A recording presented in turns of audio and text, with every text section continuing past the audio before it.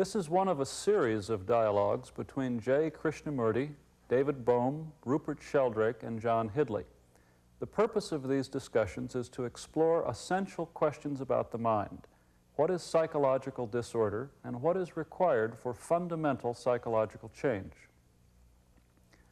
J. Krishnamurti is a religious philosopher, author, and educator who has written and given lectures on these subjects for many years. He has founded elementary and secondary schools in the United States, England, and India. David Bohm is professor of theoretical physics at Birkbeck College, London University in England. He has written numerous books concerning theoretical physics and the nature of consciousness. Professor Bohm and Mr. Krishnamurti have held previous dialogues on many subjects. Rupert Sheldrake is a biologist whose recently published book proposes that learning in some members of a species affects the species as a whole. Dr. Sheldrake is presently consulting plant physiologist to the International Crops Research Institute in Hyderabad, India. John Hidley is a psychiatrist in private practice who has been associated with the Krishnamurti School in Ojai, California for the past 6 years. In the first two dialogues, consideration has been given to the process of self-identification.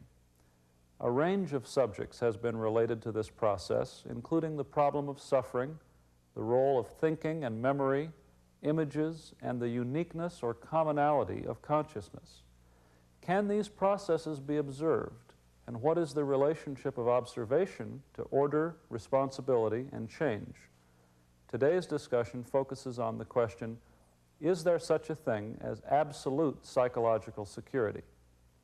We'd like to talk about the question of whether there is a deep security, whether the self can be dissolved. You've suggested that if that's possible, then the problems that the individual brings to the office, the problems... So why do we seek security, apart from physical, apart from terrestrial security? Why do we want security? Well, we know moments of peace and happiness, and we want to stabilize that and hold that. Is that, then that becomes a memory. It's Yes. not actual security. A memory that one day we were happy, and I wish one would go back to it. Or you project an idea and a hope someday to achieve it.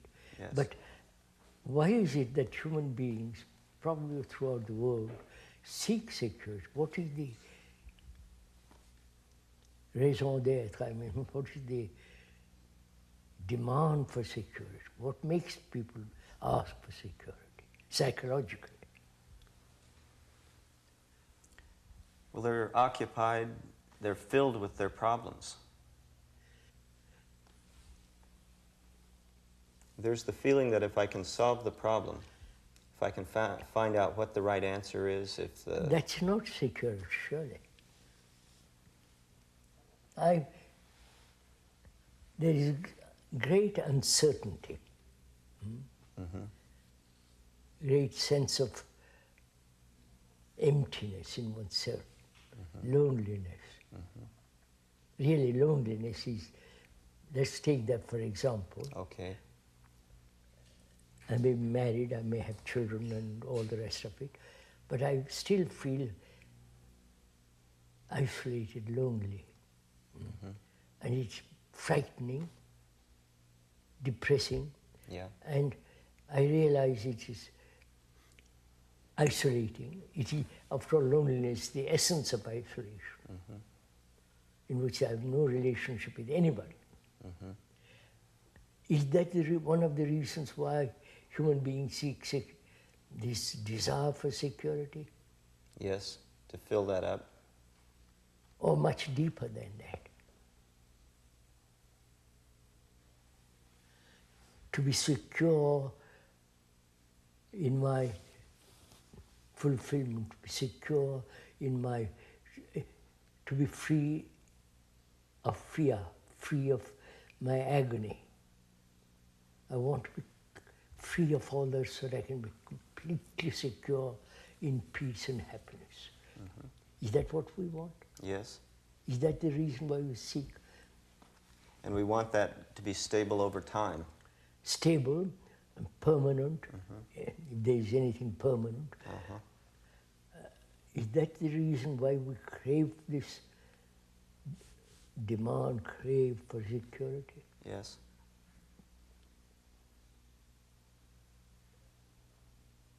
That means to be free from fear, and then I'm totally secure. And it feels like I have to be that way in order to function adequately. Function adequately comes later. What do you mean? If I'm secure, I'll function. Yeah. If I'm very anchored in something which I think is false or true, I'll act according to those two principles. But is it that human beings incapable of solving this deep-rooted fear, for example, I'm taking fear, and they have not been able to solve it? Yes, that's right. Psychological fears. Yeah.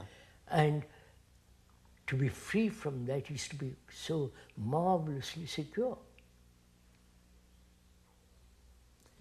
You're saying that if we can solve these problems at a fundamental level. Otherwise, what's the point? How can I be totally secure? Yeah. So, is it the physical security of bread, of shelter, food and clothes spill over to the psychological field? You understand what I mean? Do you mean, is that where the psychological feeling of the need for security comes from? Yeah, come partly. That one must have food and clothes and shelter. Yes. That's it. Yeah. Absolutely essential. Otherwise, you four wouldn't be sitting here. Yeah. In the search of that, psychologically also, I want to be equally secure. They seem to be equated. Yes, I'm questioning whether it is so. Yes. Or the psychological desire to be secure prevents physical security.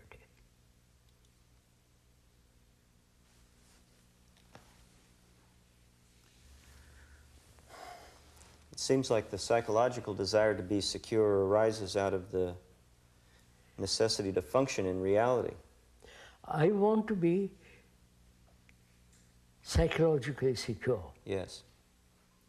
So I'm attached to a group, a community, a nation, Yes. which then prevents me from being secure. Security means long-lasting security. But if I identify myself in my search for psychological security and attach myself to a nation, that very isolation is going to destroy me.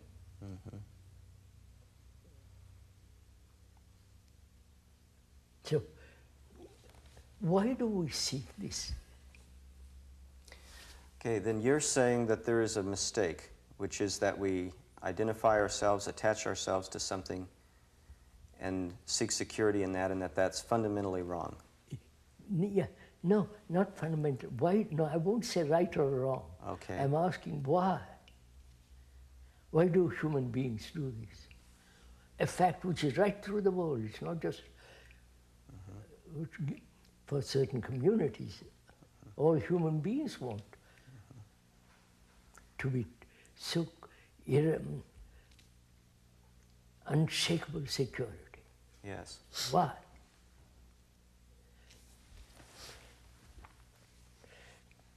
Well, I think that people have some answers. You see, if you say there's a young child or a baby, now he feels the need to be loved by his parents, and it seems that at a certain stage the infant has the need for a kind of psychological security, which he should grow out of perhaps, but since he isn't properly taken care of by his parents very often, he begins to feel lost, as you say, alone, isolated. And there arises the demand that he become inwardly secure. Baby must be secure. Yes, An infant must psychologically as well as physically, yes, would you say? Yes, there must be. Yes. Now, at some stage, you would say that it would change. Yes. I don't know what age. Why? No, at a certain age, as a small baby or a young child, it must be protected. In every way, psychologically. Yes, psychologically. You must not be shocked psychologically. You protect it with affection, taking him in your lap, cuddling him or her, and holding his hand. You make him feel that he is loved, that he is cared for. That gives me a feeling, here is somebody who is looking after me, and there is security here. Yes, and then I suppose he will grow up not requiring that security. That's it. I'm questioning, as he grows up, yes, and as he faces the world, why does he crave for security? Well, I think very few children ever have that love to begin with, you see. Oh, that's it. So, easy. Huh? So is that the problem? I don't know, but that's one factor, isn't it? That we really don't love?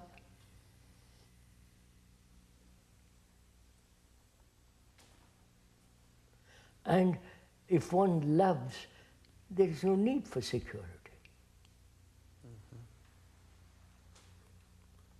You don't even think about security. If I love you, not intellectually, not because you give me comfort, sex, or this or that.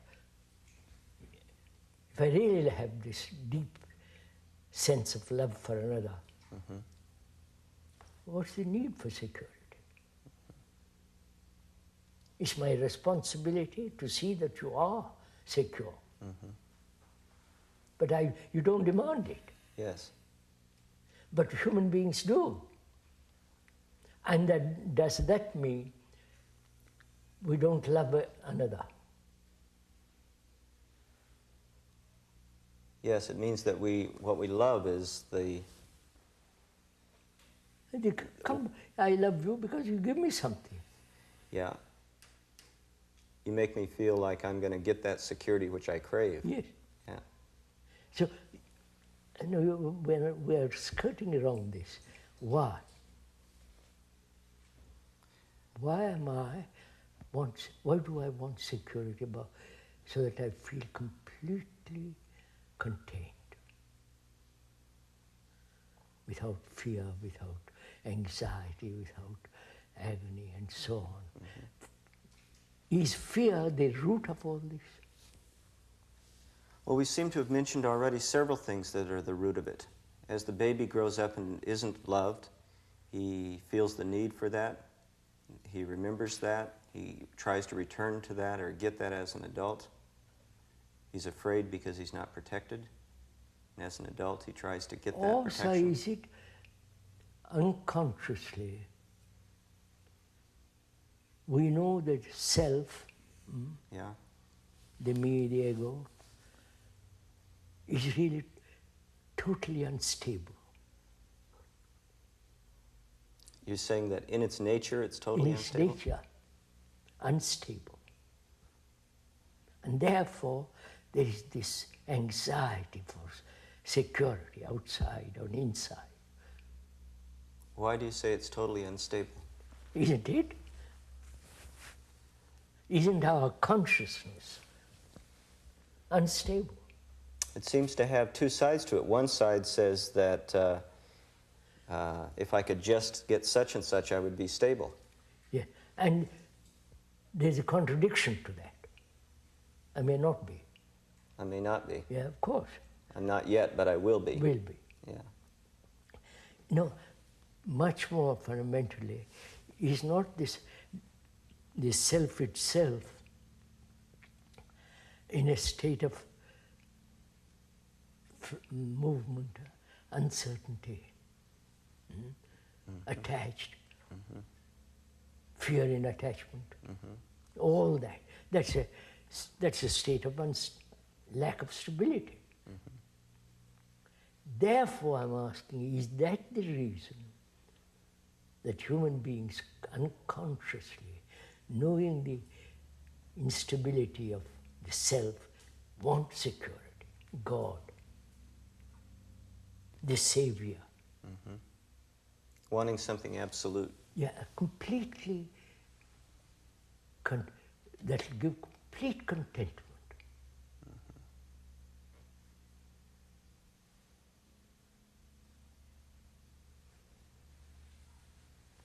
Because our consciousness is its content. Right? Yes. And the content is always in contradiction. Well, I that's believe, why. and yet I'm frightened of not believing. That's why you're saying it's in essence unstable. Obviously it's unstable. So clearly unstable. I want this thing, and some other desire comes along and says, don't have that, for God's sake. There's this contradiction, there's duality. All that exists in our consciousness. Fear, pleasure, fear of death. You know, all the content of our consciousness, all that. So that is unstable. Now, sensing all of that, people generally say this problem is too deep or too complex, there's no way to solve it, we can maybe just make some adjustments. Yes, yes. And in that adjustment also there is a lack of stability. So unconsciously there must be craving for security. So we invent God. We keep inventing lots of different things to hope will give us that security. We create God out of, He's our creation. We are not the creation of God. I wish we were. It would be totally different. So there is this illusory desire for security. Now, wait a minute. Why do you say that it's illusory? Because they invent something in which they hope they'll be I secure. see. Yes.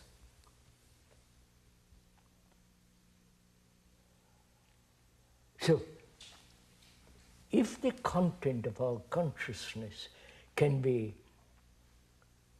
changed, codes changed, would there be need for security? If we could eliminate all these contradictions, Yes, contradictions. then maybe we would have the security because our consciousness would be stable. So that maybe we may not call it security.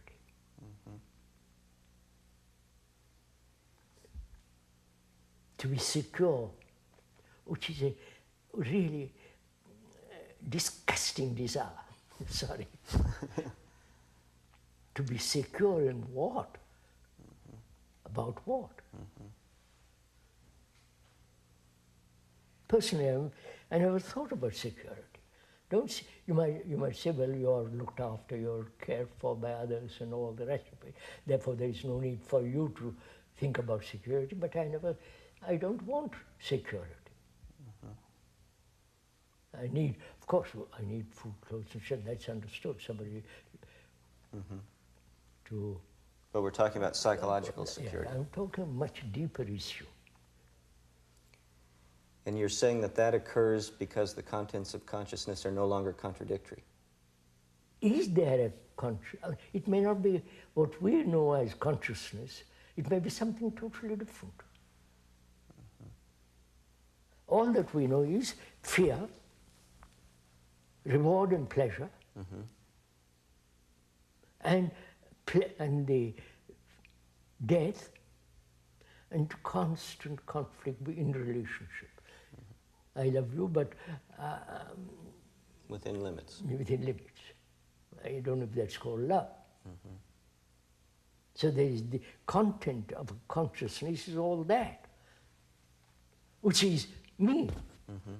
My consciousness is me. In this complex, contradictory, dualistic existence, that very fact creates the demand for security.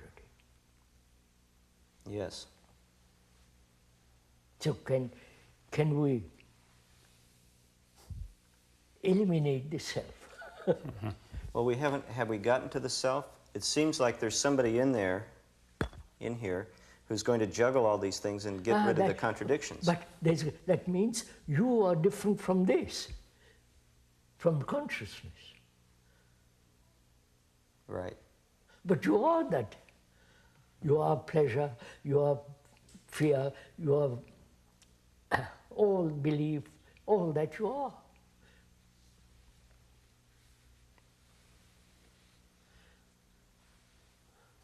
I think you don't please agree with what we're talking about, what I'm saying. It may be all Tommy Rod. I think there are a lot of people who wouldn't agree with that. I think they would say that... I know there are a lot of people who wouldn't agree because they haven't gone into it. They just want to brush all this aside. Well, let's look at this. Is there a self that's separate, that's going to be able to somehow iron out these contradictions? No. Well, how do you know? I mean, it seems to me that there is well, at least it may be illusory, but it's very easy to think that one is separate from some of these problems and that there's something inside one which can make decisions. Really, Doctor, am I separate from my fear?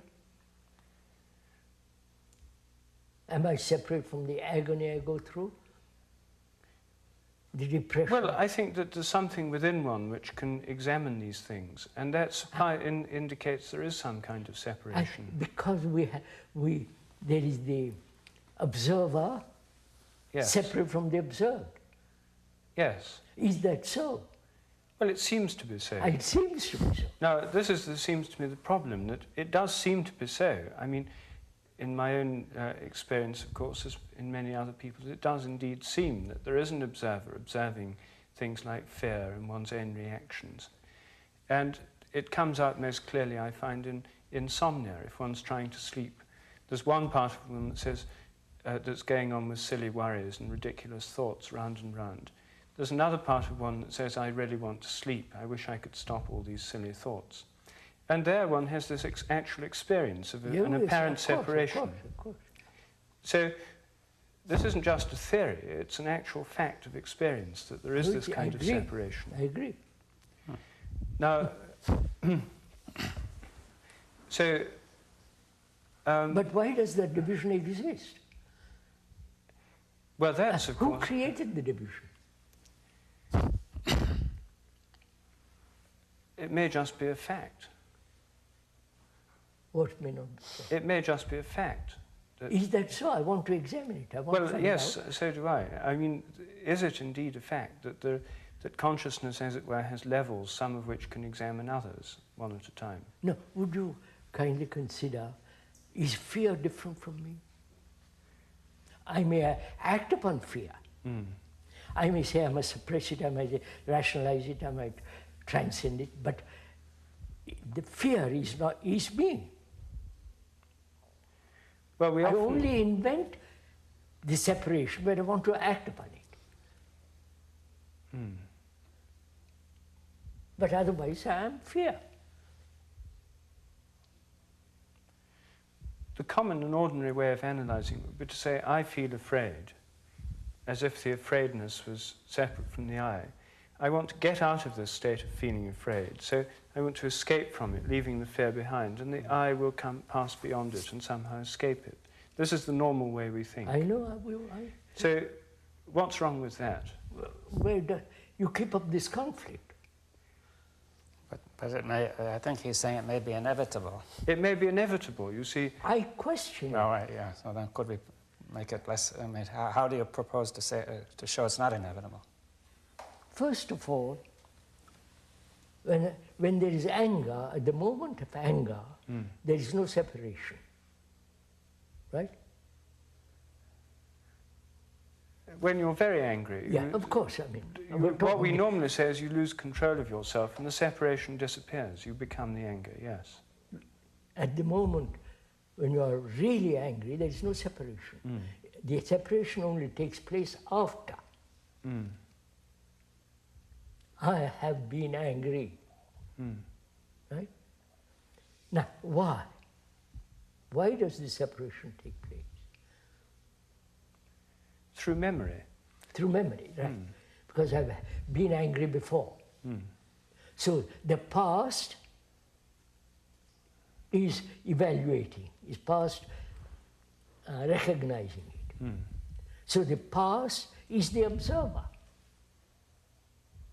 That may not be obvious. You know, for example, I may have physical reactions that go out of control, like sometimes the hand or the body, and I say I'm observing those physical reactions going out of control, and I would like to bring them back in, right? Yes.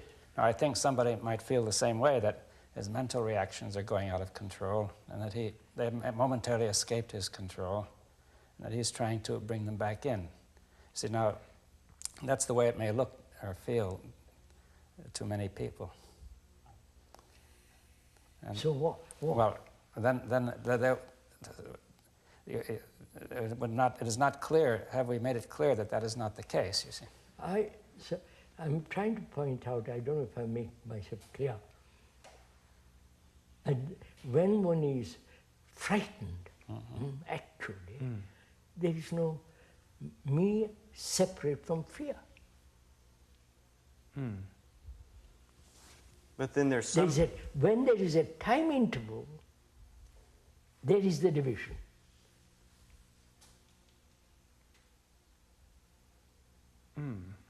And time interval, time is thought. And when there is thought comes in, then begins the division.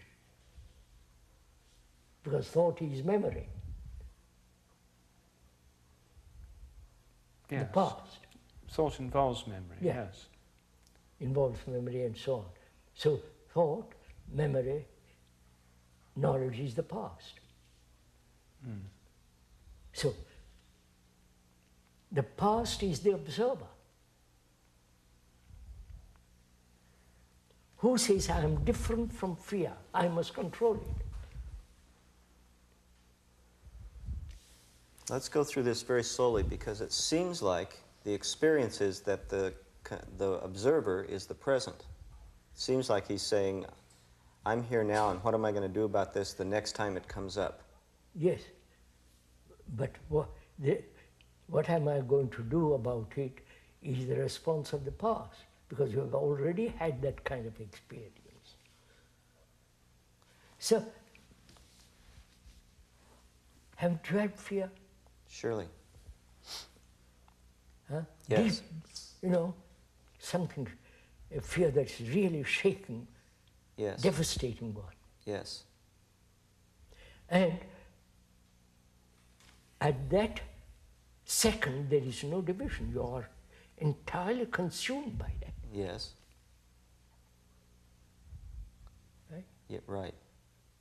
Now, then thought comes along and says, I've been afraid of because of this and because of that. Now I must defend myself, rationalize fear, and so on, so on, so on. It's so obvious. What are we discussing? Well, Okay. you see, I think coming back again to the physical reaction, which can also consume you, and you say at the next moment, you say, I didn't notice it at the time. Thought comes in and says, that's a physical reaction.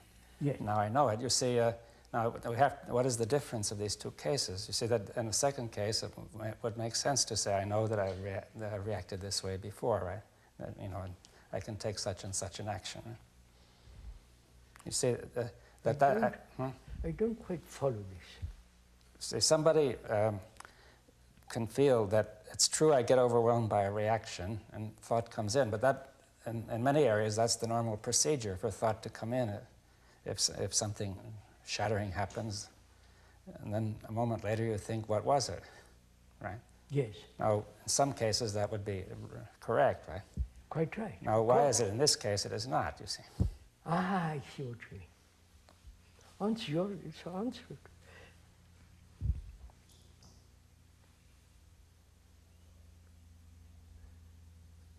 You see, when you meet a rattle on a walk, Yeah. which I've done very often, you meet a rattler. He rattles and you jump. That is physical, self-protective, intelligent response.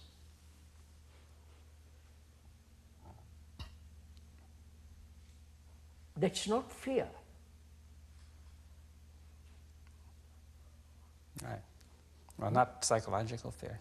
Huh? It has been called a I kind know, of I fear. wouldn't call that psychological fear. No, it's not psychological fear. It's a simple physical reaction. Physical of danger. reaction, which is an intelligent reaction, not be bitten by the by rattler. Yeah, but at that a moment later, I can say, no, that's a rattler, or it's not a rattler. I may discover it's not a rattler. It's another snake, which is not so dangerous. No, not so dangerous. Then I pass it by. But then thought comes in, and it's perfectly all right. Yes. Right? Yes. But here, when I'm angry or frightened, Then thought comes in. and it's not all right. It's not all right Yes. because, I see what you're saying. Why do I say it's not all right? Because fear is devastating. It blocks one's mind, thought, and all the rest of it. And one shrinks in that fear. Yes, I think, I see that you mean that possibly that when thought comes in, it cannot possibly come in rationally in the midst of fear, Yeah. right? Huh? Yes. Is that what you... I'm trying to So say. in the case of physical danger, it could still come in rationally. Yes. Here it becomes irrational. Yeah. Why I'm asking you, why? Why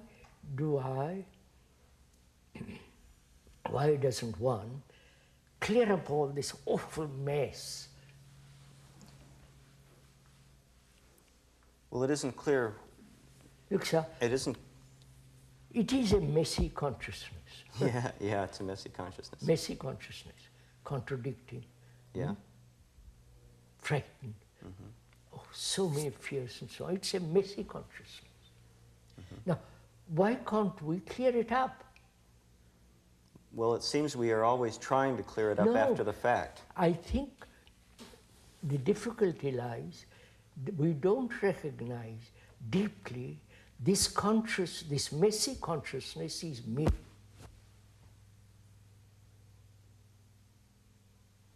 And if it is me, I can't do anything. I don't know if you get the point. You mean we think that there's a me separate from this messy consciousness? We think we are separate. Mm. And therefore we are accustomed, it's our conditioning, to act upon it. But I can't very well do that with all this messy consciousness, which is me. So how am I? No, the problem then arises, what is action?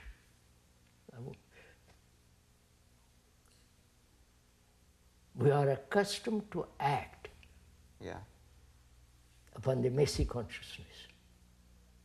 When there is realization, the fact that I can't act because I'm that. Then what is action? That's non-action. Okay. That is not okay. That is the total difference. Yeah, I think I understand. On the one hand, there's the action of consciousness on itself, which just perpetuates things. Yes. And seeing that, then it ceases to act.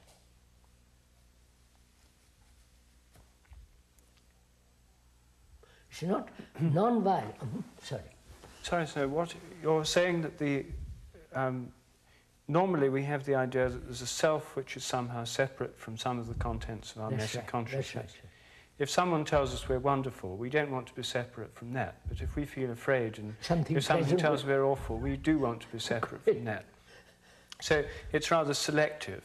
But nevertheless, we do feel there's something in us which is separate from the contents of this messy consciousness. We normally act in such a way as to change either the contents of the consciousness or our relation to them or our relation to the world and so on. But we don't normally examine this apparent separation between the self, the me, and the contents of the messy consciousness. That's something we don't challenge. Now you're suggesting that, in fact, the separation which we can actually experience and most of us do experience, is in fact something we ought to challenge and look at. And we ought to face the idea that we actually are the messy consciousness and nothing so other. Obvious. Well, it isn't obvious, it's very non-obvious, and it's a very difficult thing to realize, because one's very much in the habit of thinking one is separate from it.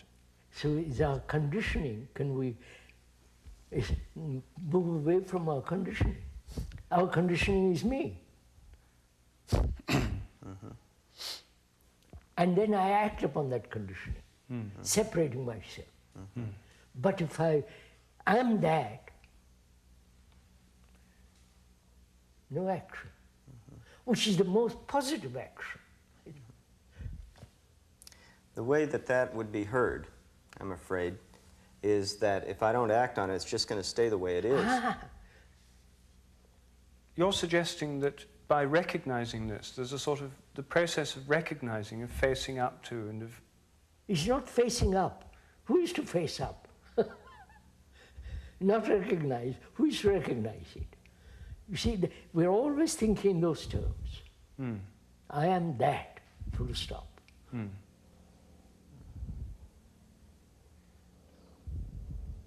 We never come to that realization. Totally. There is some part of me which is clear. And that clarity is going to act upon that which is not clear. That's always this goes on. Yes. Yeah. I'm saying the whole content of one's consciousness is unclear, missing. There's no part of it that's clear. We think there is a part, which is the observer separating himself from the mess. So the observer is the observed. Good old story. Right. Well, you were raising the question of action, or if that is the case, how is action to take place? I say, no.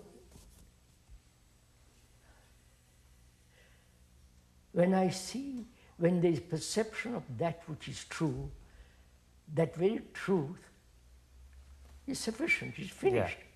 Yeah. You said also, for example, that mess itself realizes its own messiness. Messiness, Right? it's finished. So, are you suggesting that the realization of the messiness itself in some way dissolves the messiness? Yes. Not separative realization that I am messy. The fact is consciousness is messy, full stop. And I can't act upon it. Because previously, acting upon it was a wastage of energy. Because I never solved it. I've struggled, I've taken vows, I've done all kinds of things to resolve this messy stuff. And it has never been cleared. Maybe partially, occasionally. Well, I think that's another aspect of this. In therapy or in our own lives, we seem to have insights that are partial, that we clear up a particular problem and gain some clarity and order for a time. And then the thing returns in some other form or in the same form. You're suggesting that the thing needs to be done across the board in some way. Before the observer acted upon it, upon the messy consciousness. Right? Yeah. Saying, I'll clear this up, give me time, all the rest of it. And that's a wastage of energy. Right. When the fact that you are that, you're not wasting energy, which is attention. I don't know if you want to go into this. Oh no, this is very interesting. Please do. Would we agree that acting upon it is a wastage of energy? Yes. Just creates more disorder. No, it creates most disorder, and there is this constant conflict between me and the not me. Mm-hmm. The me who is the observer, Mm-hmm. and I battle with it. Right. Control it, suppress it, anxious, worry, you follow? But which is all essentially wastage of energy. Mm-hmm. Whereas I am, this messy consciousness is me. I have come to realize that through attention. Not I have come to realize, sorry. Would you say that the consciousness itself has come to realize it? Yes. I mean, That's without me, right? Yes. Which is total attention I'm giving to this consciousness. There is attention and inattention. Inattention is wastage of energy. Attention is energy. When there is observation that consciousness is messy, that fact can only exist when there is total attention.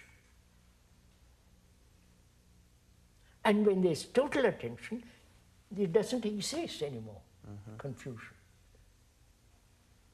It's only inattention that creates the problems.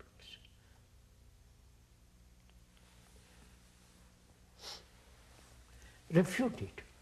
But sir, I don't understand entirely what this total attention that you're talking about would only be able to have this effect if it somehow was something completely in the present and devoid of memory. Of course, attention is that. If you now, just if I attend to what you have said just now, devoid of memory, which is attention,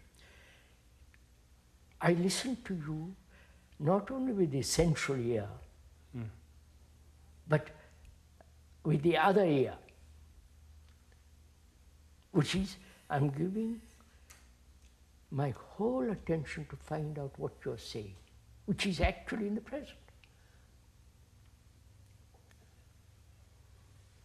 Attention, inattention, there is no center.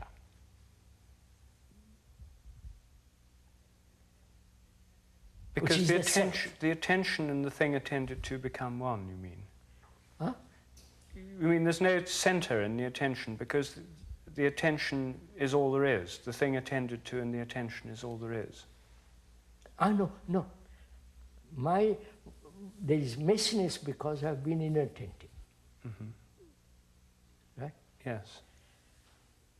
When there is the observation of the fact that the observer is the observed,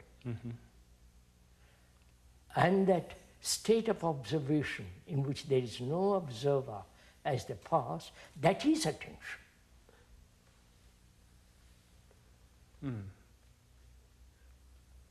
So I don't know if you've gone into the question of meditation here. I don't, that's another subject for you.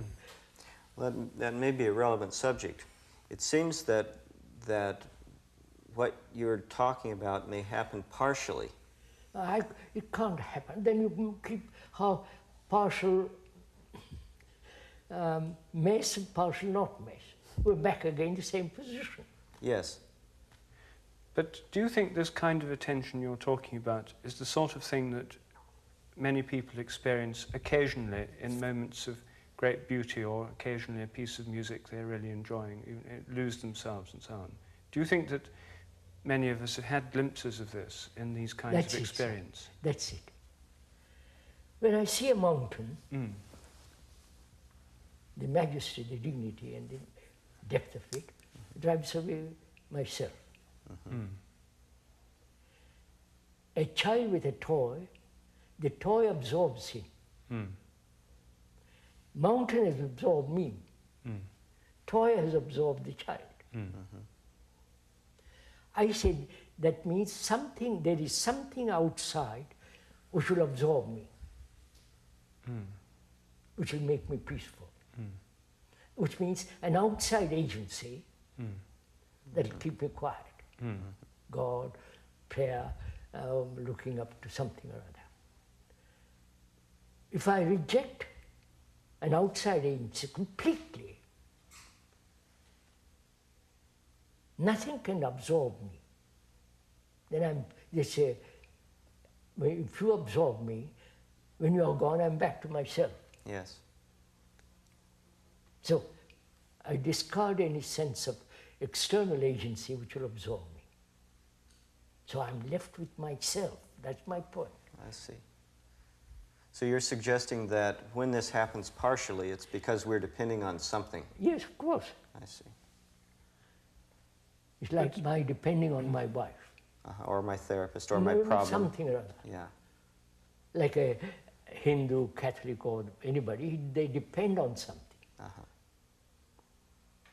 Therefore, dependence demands attachment.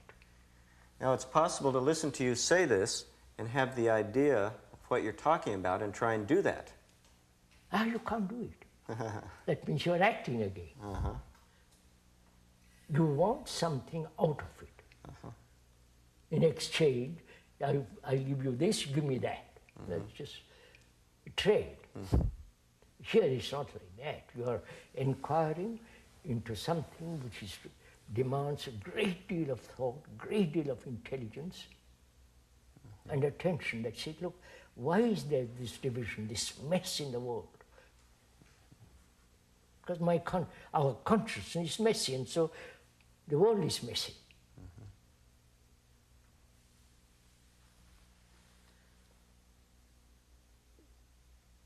So, from that arises, is it possible to be free of the self? Consciousness, the messy consciousness is the self.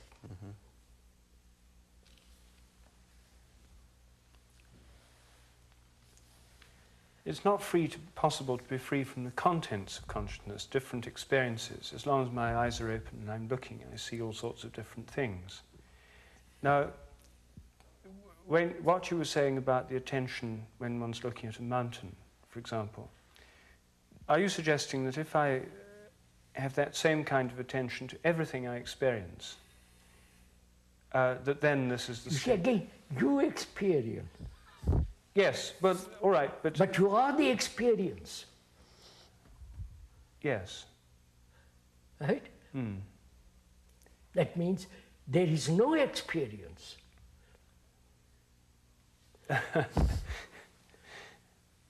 There's just attention, you mean?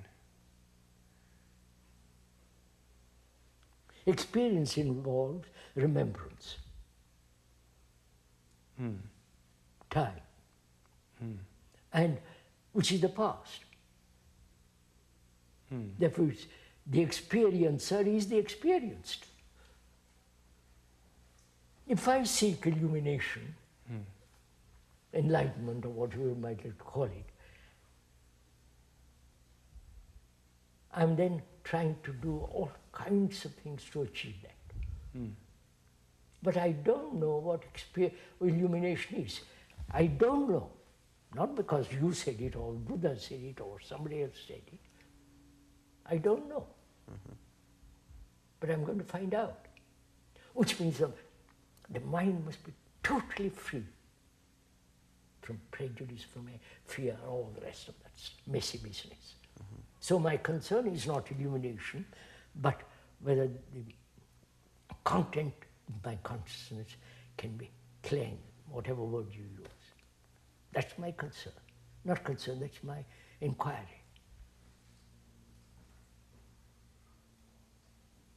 And as long as I am separate from my consciousness, I can experience it, I can analyze it, I can tear it to pieces, act upon it, which means perpetual conflict between me and my consciousness.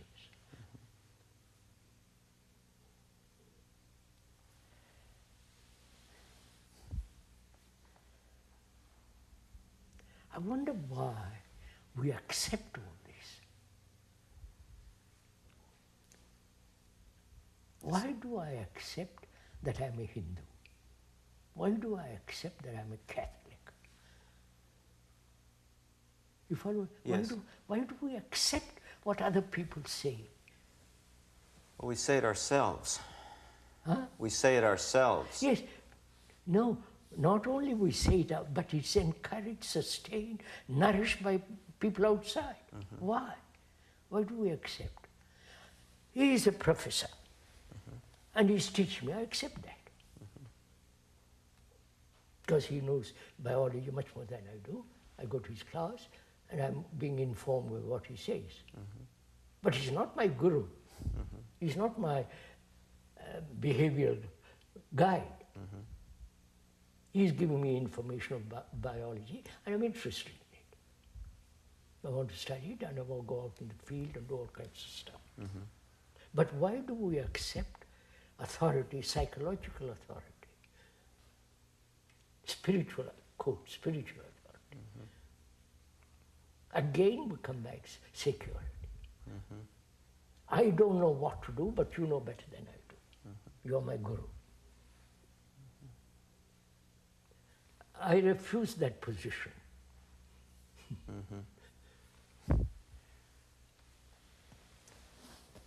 But don't we arrive at the same set of problems if we start not from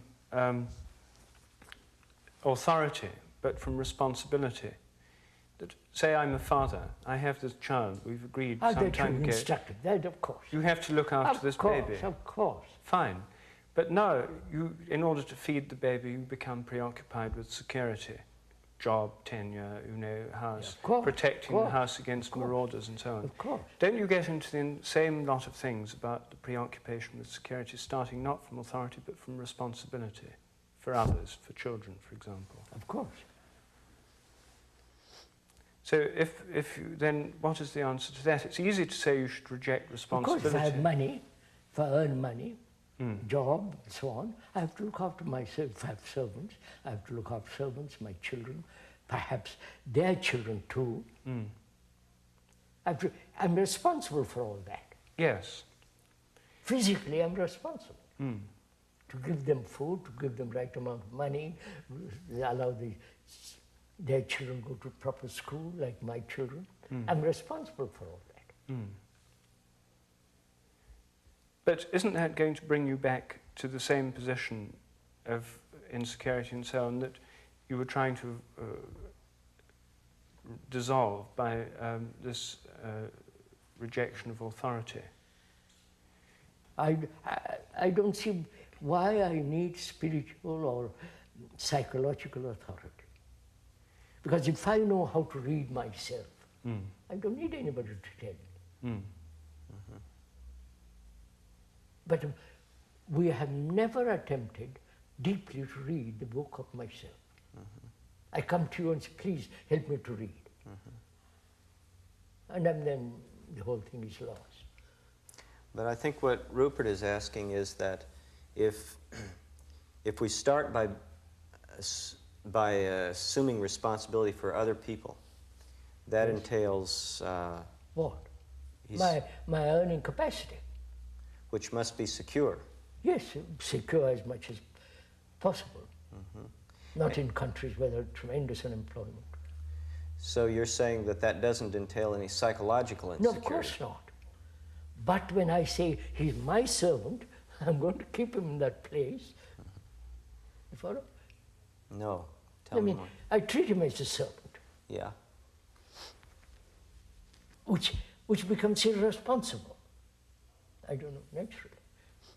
But if it's a servant, he can come and go. But if it's a child, he can't come and go. I'm part of my family. Yeah. Well, I think the question is something like this, that suppose you are responsible for a family and the conditions are difficult, you may not have a job and you may start to worry about it and become insecure psychologically. Yes. Right? I don't worry about it. I have no more money. So my friend, I have no more money. If you want to share the little food I have, we'll share it. Right.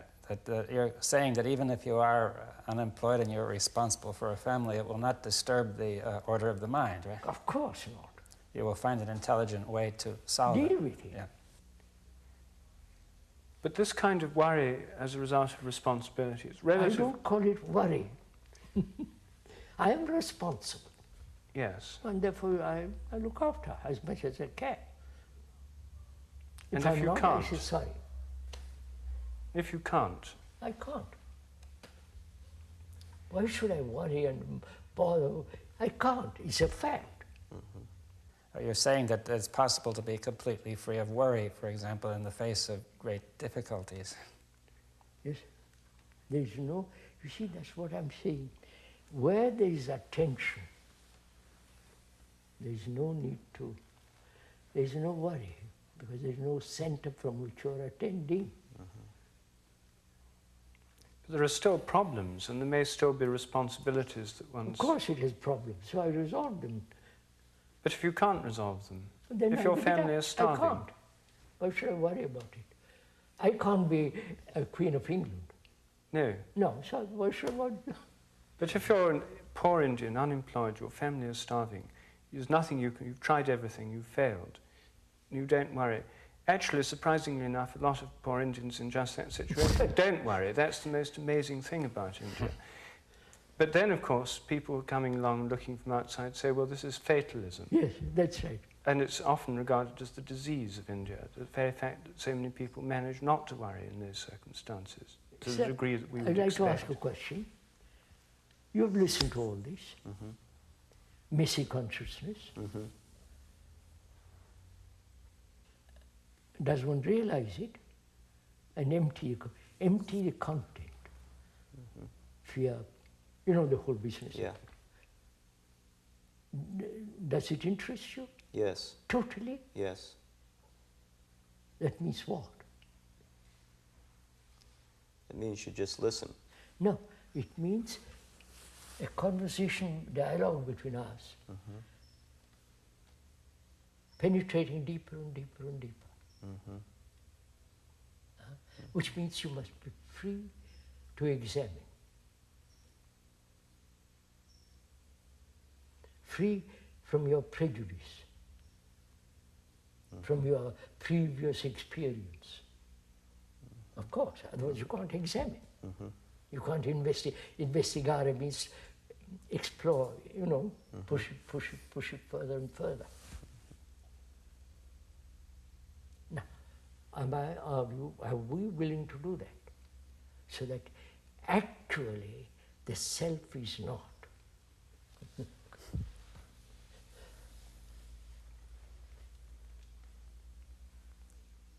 But when the self is not, it doesn't mean you neglect your wife, your children, your follow? That becomes so silly. It's like